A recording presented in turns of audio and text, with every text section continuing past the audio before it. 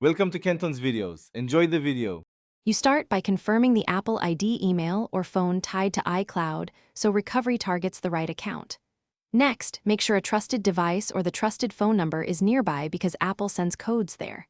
Then open settings on your iPhone or visit iForget.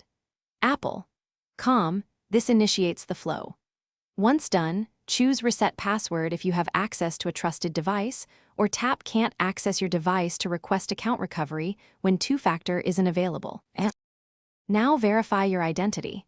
If you get a two-factor authentication code on a trusted device, enter it promptly to unlock password reset.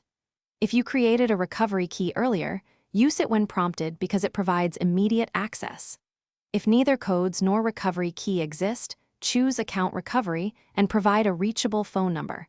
Apple will start a verification process that can take hours to days. Make sure you follow each screen. Delayed replies or wrong answers extend the wait time and may restart verification. Finally, after verification, create a new, strong password and record it in a secure password manager so you don't repeat this.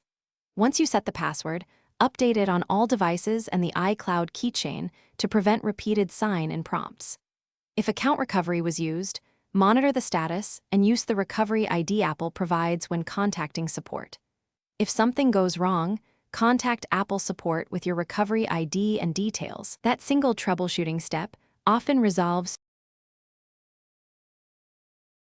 Thanks for watching. Consider subscribing if we helped you.